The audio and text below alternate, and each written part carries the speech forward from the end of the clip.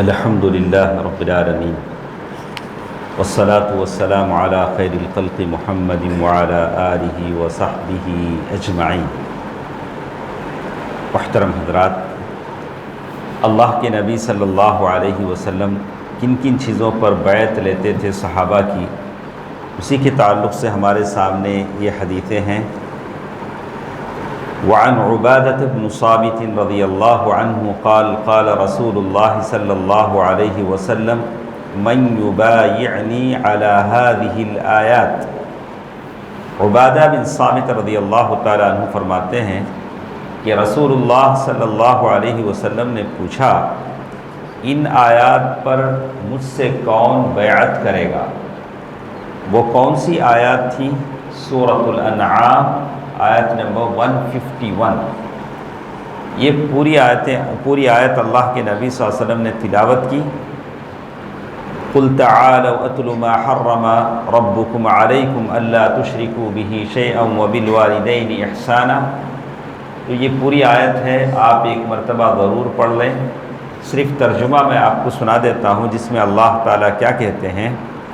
قل، اے محمد صلی اللہ علیہ وسلم آپ فرما دیجئے، تم آؤ، تعالو، تم آؤ، میں پڑھ کر سناتا ہوں کہ کون سی چیزیں اللہ تعالیٰ نے تم پر حرام کیا ہے۔ قل تعالو اتل ما حرم ربکم علیکم الا تشرکوا بہ۔ اس نے تاکیدی حکم دیا ہے کہ تم اس کے ساتھ کسی چیز کو شریک نہ ٹھہراؤ، سورۃ الانعام آیت نمبر 151۔ اور دوسری بات اللہ تعالیٰ نے تم سے یہ کہی ہے کہ ماں باپ کے ساتھ خوب نیکی کرو۔ ماں باپ یہ ایسی دولت ہے جس کو ہم کہیں گے کہ جب تک ہے سمجھ میں آتی ہے، چلے جانے کے بعد اس کی قدر معلوم ہوتی ہے۔ تو اسی لیے اللہ تعالیٰ نے کہا وَبِالْوَالِدَيْنِ احسانا، ماں باپ کے ساتھ خوب اچھی طرح احسان سلوکی کرو۔ اور اس کے بعد کہا، اسی آیت میں کہا، اپنی اولاد کو تنگ دستی کے ڈر سے قتل نہ کرو۔ بچے زیادہ ہو جائیں گے، آمدنی کم ہو جائے گی، ایسے معاملے میں ڈرنے کی ضرورت نہیں۔ اللہ نے کہا کہ ہم تم کو بھی روزی روٹی دیتے ہیں، تمہارے بچوں کو بھی روزی روٹی دیں گے۔ جیسے اللہ نے کہا ہم ہی تم ہی اور انہی بھی رزق دیتے ہیں، بچوں کا رزق کا معاملہ، تمہارے رزق کا معاملہ ہمارے ذمہ ہے۔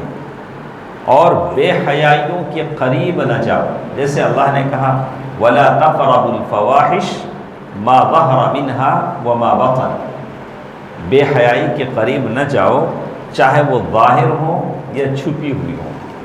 بے حیائی جس قسم کی بھی ہو، جیسے ننگا پن ہے، کپڑے ایک مختصر کپڑے پہننا ہے، ننگے پن کی چیزیں ہیں، اور فسق و فجور کی باتیں ہیں، اس سے دور رہو۔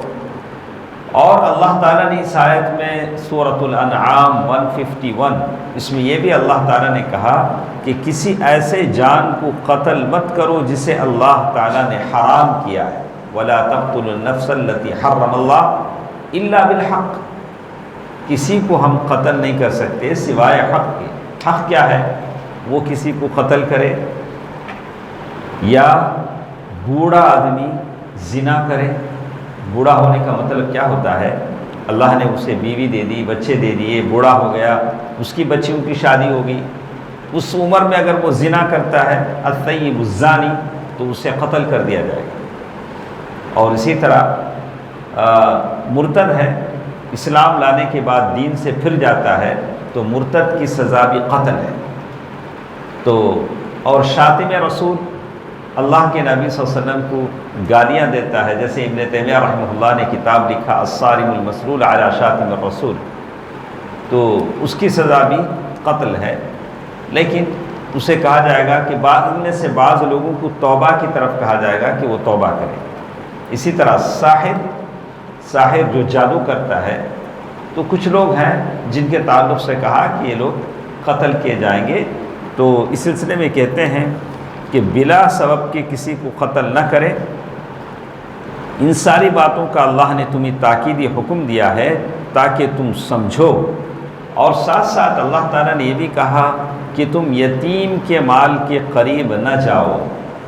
یتیم آپ کے کسٹڈی میں جو بھی آرفن بچے ہوتے ہیں، کوئی 2 بھائی ہیں، ایک بھائی کا انتقال ہو جاتا ہے تو اس بھائی کے یتیم بچے آپ کی کسٹڈی میں آتے ہیں، آپ کی اسپانسرشپ میں آتے ہیں، تو ان کے مال کا خیال کرو۔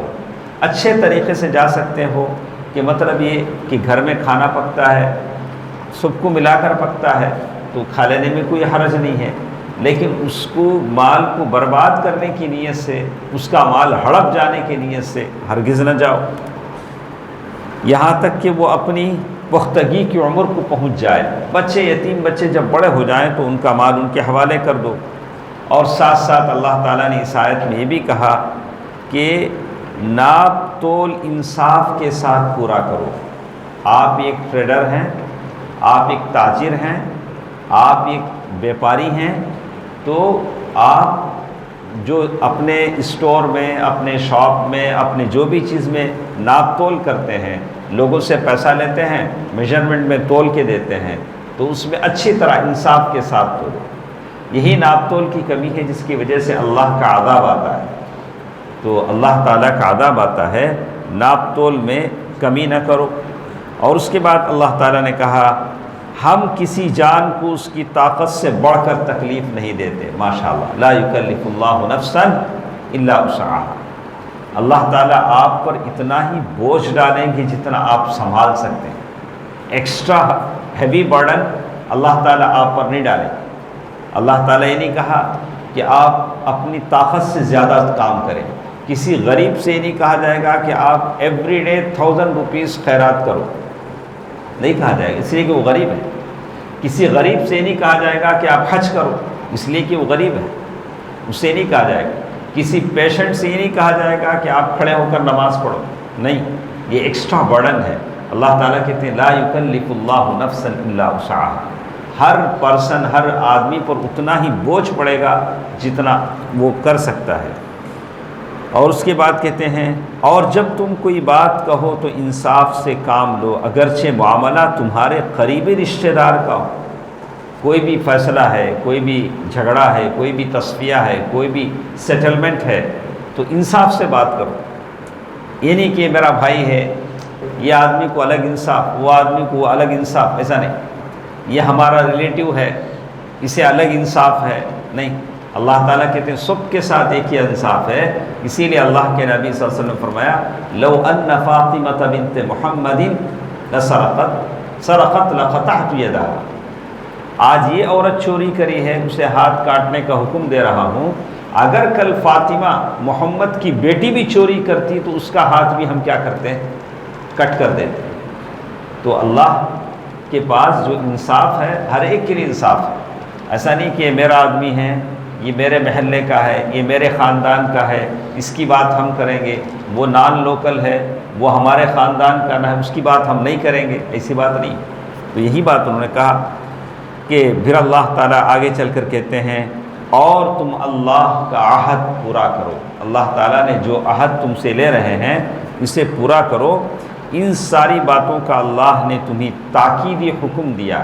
یہ جتنی باتیں ہیں اللہ تعالیٰ تم کو حکم دے رہے ہیں تاکہ تم نصیحت حاصل کرو، اور یقیناً یہ میرا سیدھا راستہ ہے۔ یہ ٹرانسلیشن ہے سورۃ الانعام آیت نمبر 151 کا۔ اللہ تعالیٰ کہتے ہیں کہ میرا سیدھا راستہ ہے، لہذا تم اسی کی پیروی کرو اور تم دوسرے راستوں کی پیروی مت کرو، وہ تمہیں اللہ کے راستے سے الگ کر دیں گے، اللہ کے راستے سے جدا کر دیں گے۔ اللہ کے راستے پر چلو۔ اللہ نے تمہیں اس کی تاکیدی حکم دیا ہے۔ اللہ یہ ساری باتیں آپ کو اس لیے بتا رہے ہیں کہ آپ اور ہم پرہیزگار بن جائیں، متقی بن جائیں، تقوی والے بن جائیں۔ یہی ہمارا اللہ تبارک و تعالیٰ کی مہربانی ہم پر ہو۔ یہ ہے ہمارے ساتھ یہ آیت۔ اور آخر میں یہ حدیث کے راوی عبادہ بن صامت رضی اللہ تعالیٰ عنہ ہیں، جو مشہور صحابی ہیں اور یہ خزرجی انصاری صحابی ہیں، اور جن کے بارے میں عمر رضی اللہ تعالیٰ عنہ نے یہ ان 5 صحابہ میں سے ہیں عبادہ بن صامت رضی اللہ عنہ، جو اللہ کے نبی صلی اللہ علیہ وسلم کے زمانے میں حافظ تھے، حافظ قرآن تھے، جمع القرآن کلہ۔ عبادہ بن صامت رضی اللہ عنہ ان 5 صحابہ میں سے ہیں جو اللہ کے نبی صلی اللہ علیہ وسلم کی زندگی میں حافظ ہو گئے تھے۔ وہ صحابہ کون کون ہیں؟ معاذ بن جبل، ابو ایوب انصاری رضی اللہ عنہ، اور ان میں سے ایک عبادہ بن صامت رضی اللہ تعالیٰ عنہ بھی ہیں۔ ان کے ویلیو کے بارے میں کہا، عمر بن خطاب رضی اللہ تعالیٰ عنہ نے عبادہ بن صامت رضی اللہ تعالیٰ عنہ کی تعریف کرتے ہوئے کہا بِأَلْفِ رَجُلٍ، عبادہ بن صامت ایکول ٹو 1000 پرسنز، کتنے ہیں؟ ایک آدمی 1000 آدمیوں کے برابر۔ عمر بن عاص رضی اللہ تعالیٰ عنہ کہیں جنگ کے لیے گئے تو بولا کہ ہمارے پاس اسٹرینتھ پاور نہیں ہے اور ہم مین پاور چاہتے ہیں، لوگوں کو چاہتے ہیں، آپ مدینے سے ہم کو لوگ بھیجیں۔ تو عمر رضی اللہ تعالیٰ عنہ نے کہا کہ میں 2-3 ایسے لوگوں کو بھیجتا ہوں کہ ایک آدمی 1000 آدمیوں کے برابر۔ تو عبادہ بن صامت رضی اللہ تعالیٰ عنہ کو بھیجا کہ 1000 آدمی کے برابر، جسیما طویلا جمیلا، بڑے لمبے تھے، خوبصورت تھے۔ تو یہ عبادہ بن صامت رضی اللہ عنہ اس حدیث کو روایت کرتی کو ومن اخر الی الاخرہ، لیکن کسی کو دنیا میں سزا نہیں ملی، آخرت کے لیے مؤخر کر دیا گیا، کان امرہ الی اللہ، اس کا معاملہ اللہ کے حوالے ہے، ان شاء عذب و ان شاء غفر لہ، چاہے تو اللہ اسے معاف کر سکتا ہے، چاہے تو اللہ اسے سزا دے سکتا ہے۔ تو تمام حضرات سے گزارش ہے کہ ایک بار ضرور آپ ترجمے کے ساتھ سورۃ الانعام 151 ایک بار تلاوت کر لیں۔ اللہ تعالیٰ مجھے اور آپ کو عمل کی توفیق دے، آمین۔ والسلام علیکم ورحمۃ اللہ وبرکاتہ۔